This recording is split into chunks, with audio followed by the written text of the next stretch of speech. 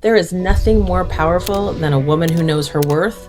And sometimes it takes us until we do get into our 50s to get there. At 55, Clare Gahr is in the best physical shape of her life. And this is all the more remarkable because just a few years ago, Kelly was out of shape and living with the knowledge she had a brain tumour. In 2023, doctors told her she needed life-saving brain surgery.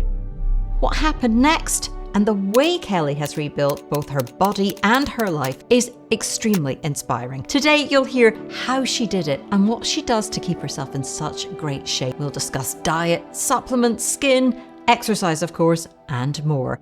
I'm Clare Johnston, a journalist exploring how to age well, look and feel good for longer. Follow me here and on my website, honest.scot. But now, to Kelly's story. I've been an athlete my whole life. I played tennis since, I could walk basically. I had my kids and I was running after I had them, so I was still in pretty good shape. I think it was really around when COVID hit. Maybe I was 49. I think emotionally, mentally, it really affected everybody differently. And we were making charcuterie boards every night, having a bottle of wine, watching the news. At a certain point, I remember thinking, what's going to happen when COVID ends? I'm just going to leave my house, but I don't really fit into my pants right now. I was like, I'd have to go buy some elastic waistbands right now. I think you just felt like you were in this little bubble. I just wasn't feeling good in my body, and I think it's pretty amazing how quickly that can happen if you're not careful. Yes. While Kelly was thinking about getting into shape again after COVID, there was something else going on in the background which makes what happened next much more remarkable. A year before the pandemic, Kelly had started getting recurring headaches, and it was unusual because she wasn't someone who usually got them. After around 10 days, she called her doctor who sent her for an MRI scan, and then came the phone call nobody wants to receive. When you get test results, you kind of don't want that call from the doctor that says, can you come back here within 24 hours? So they said, we got your MRI results. We need you to come in. And so I was like, oh, this isn't going to be good. So I went in and he said, I've got good news and bad news. He said, what do you want first, the good or the bad? And I said, I'll take the good news first. And he said, you don't have MS. And I said, okay, what's the bad news? And he said, I think you have a brain tumor. And I said, okay, what do we do? And in that moment, I just didn't panic. It's really strange. And I was waiting for this panic to come and it never did. Mm-hmm. He sent me down south to a neurology group. It's, neurosurgeons. And they just did kind of routine MRIs just to keep an eye on it. Because when I was in college, I got beaten up, walking on the street one day. I'd gotten... These guys were walking past me and just beating the holy hell out of me. And so they thought, maybe it's a scar. Maybe it just never healed and it just looks kind of weird on images. And, of course, back in college, I didn't go to the hospital after that. I was like, okay, well, we'll just keep an eye on it. So I would go and I would get my MRI scans every 3 months, and it really wasn't doing anything. So they kind of were like, maybe it is a scar. Maybe it's, maybe we were wrong. So then around May of 2023, I went in for an MRI and they said, you know what, it's looking a little bit different now. And so we have to go in because, they're not just going to open you up for a biopsy, right? I mean, they're not going to cut your head open for that. So it was kind of time they were going to go in and whatever it was coming out. I kind of always knew I didn't want that neurosurgeon to do the work if it ever came to that. So I ended up going up to UCLA and having it removed that August of 2023. They operated and they were able to remove this tumor in its entirety. And was it benign, or what did they say about it? So it was behaving like it was benign because it really hadn't grown for all those years. I mean, that's really about 4 years, right, that I didn't do anything. But UCLA is a teaching hospital, so they always send away this kind of stuff so that they can use it for education. The type of tumor that I had is called an astrocytoma, and those are generally cancerous and they like to come back. To this day, I'm like, nope, it's not coming back. I just don't believe it is. But interestingly, they grade it, right? I got a call from my oncology team and they said, we had to grade this as a 4, right? And that's not good. You don't want a tumor graded as a 4. No. And that was probably the first time that I felt kind of woozy and a little bit like now I'm in shock because was living rent free in my head for all this time and it wasn't doing anything. And now all of a sudden you're going to tell me it's one of the most serious kinds of brain tumors there is. And so the oncology team and I were talking about it, and what it ended up coming back is more of a grade 2. Basically, there was like a grade 4 cell. The rest of it was really kind of behaving around a 2.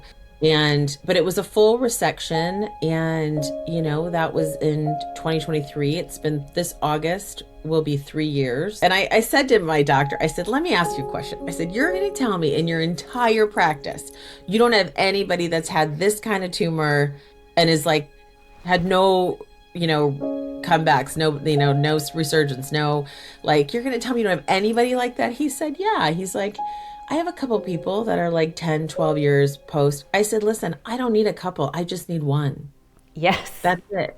I just need one to know that it's possible, to know that the things I'm thinking in my head, the things that I believe are a possibility.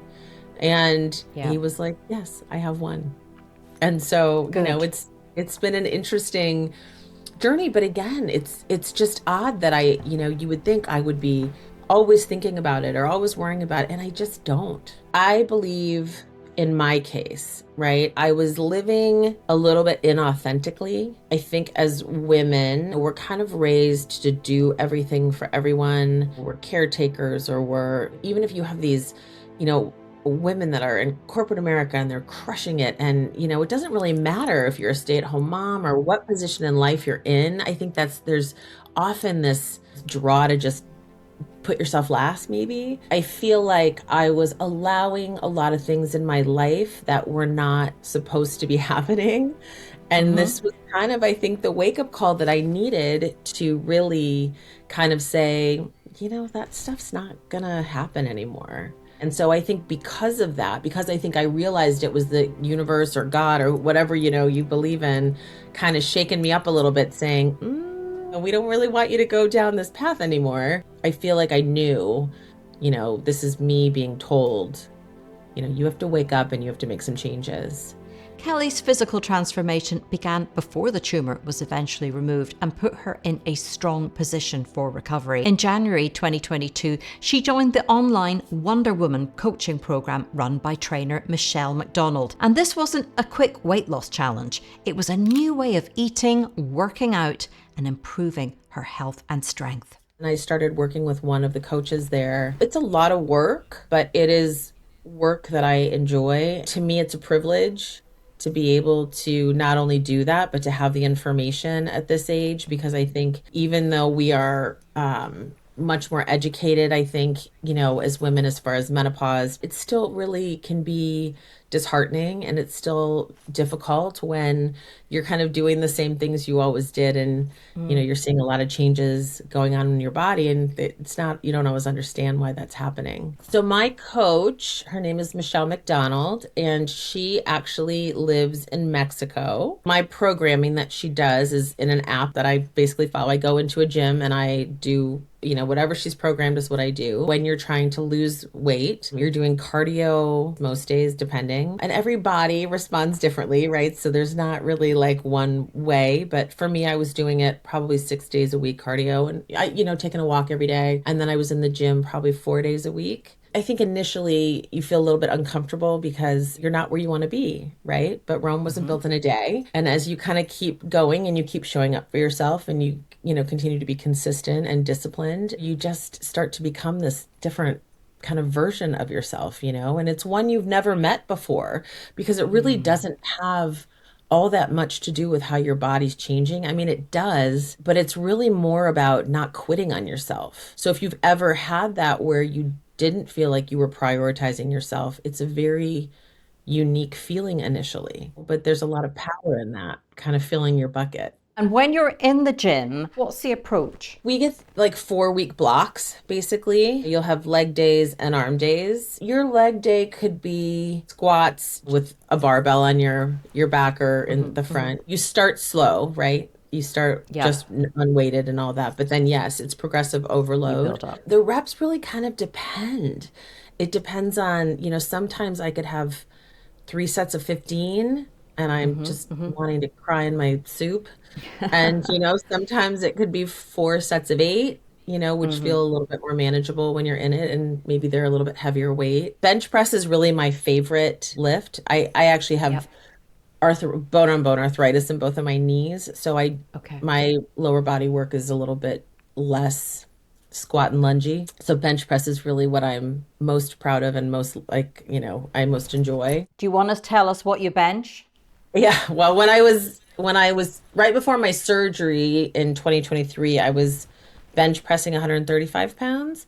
Gosh, And that's a lot. Yeah. I remember thinking, I'm never going to get back to that, like I'm going to have to take this time off and I'm going to have to heal and I'm never going to get back to that. And I think I bench pressed 165 pounds last week. Gosh, that's So, very cool. yeah, it's super cool. I know my goal for the year is 200.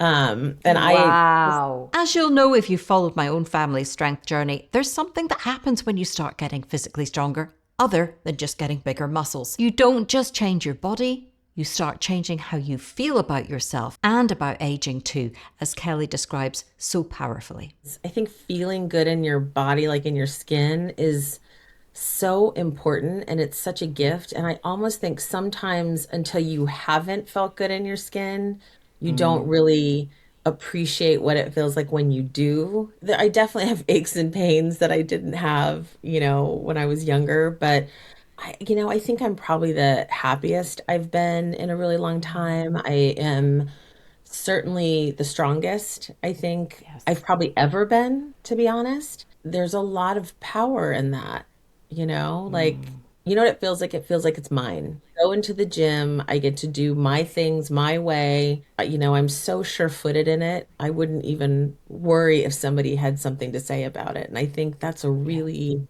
great feeling. I have felt with adding strength, building strength, I have felt the focus come off my face a little bit. In that before I was really exercising and my focus was on my face when it came to aging. It was like every line, every wrinkle, because I didn't know there was any other way of controlling it other than diet. And then once I sort of started to rebuild muscle, I think that focus has changed a bit.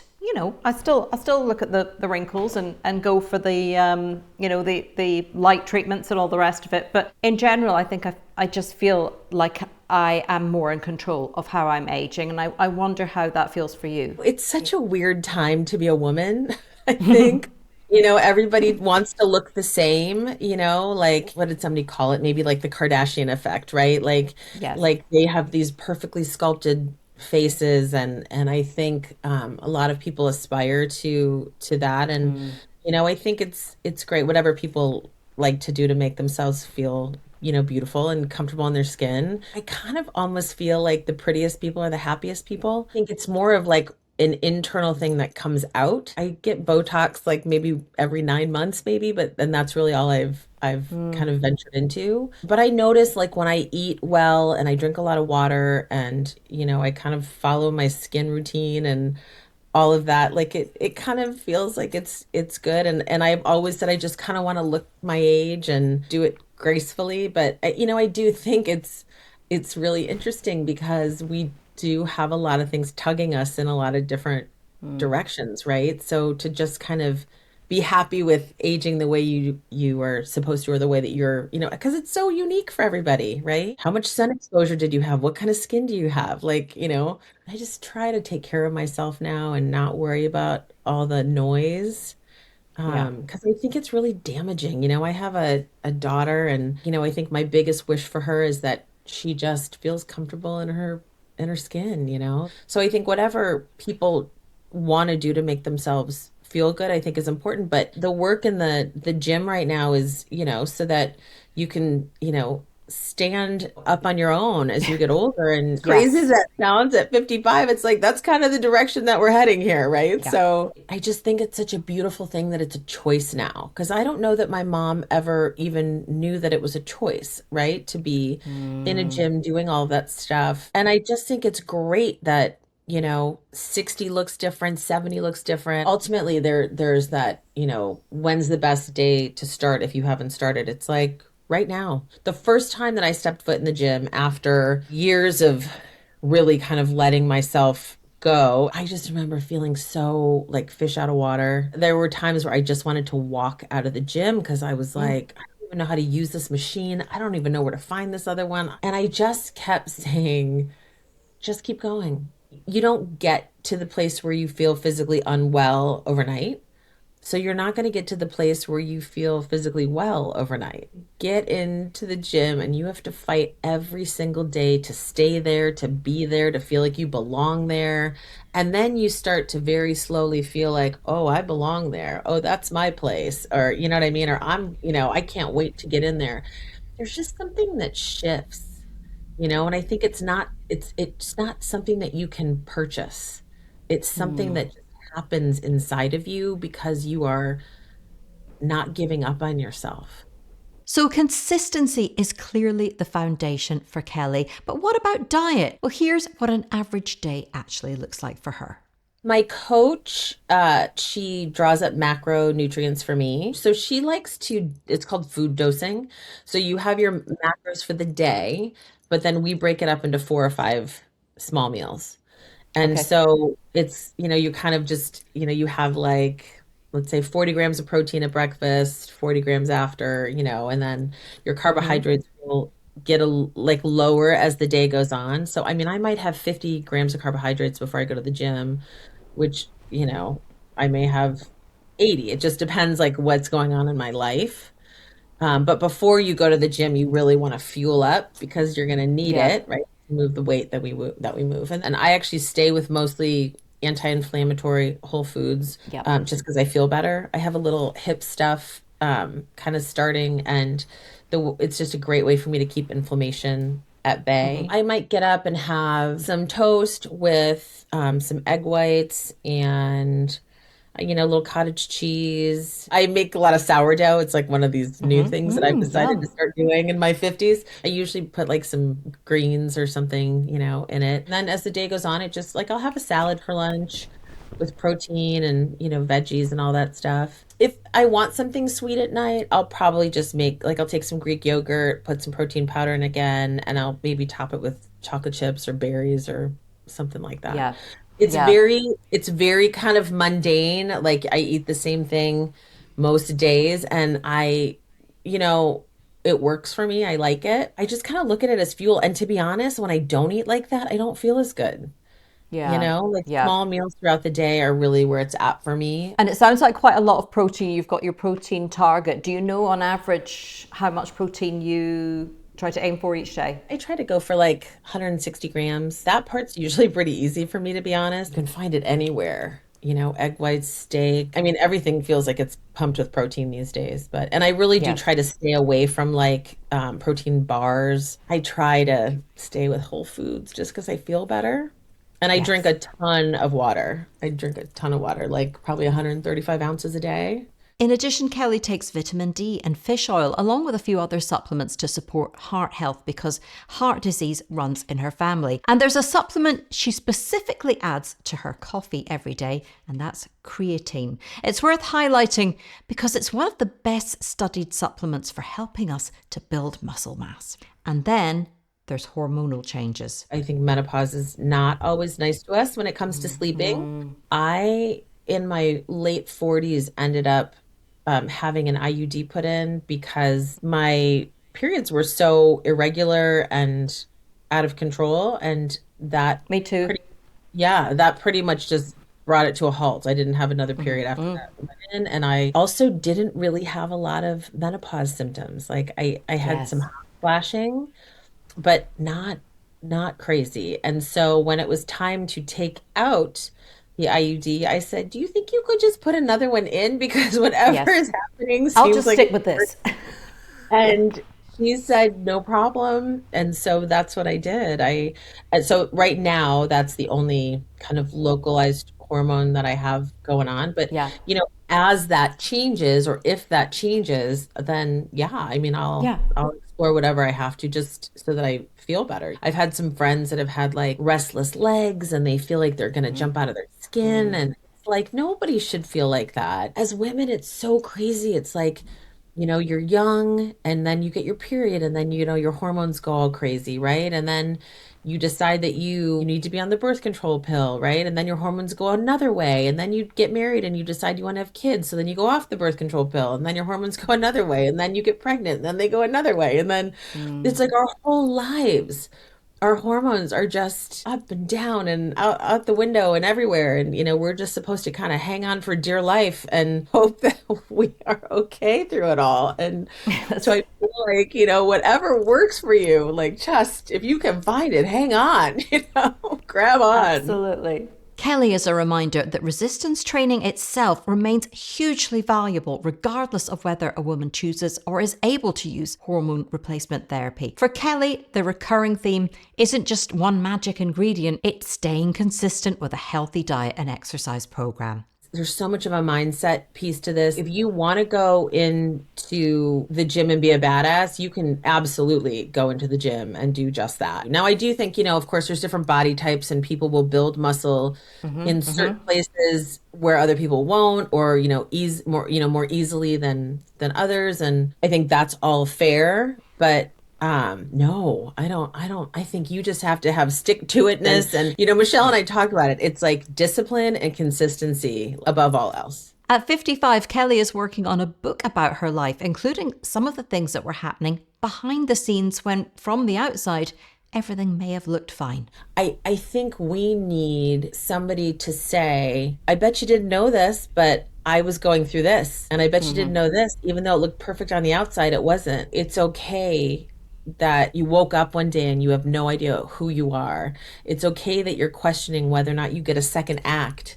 It's okay if, you're struggling with these things because $10 says your neighbor's struggling with them too, and they're just not talking about it. It's almost like we need a voice for that so that we know it's okay. And I think, quite honestly, there is nothing more powerful than a woman who knows her worth. And sometimes it takes us until we do get into our 50s to get there.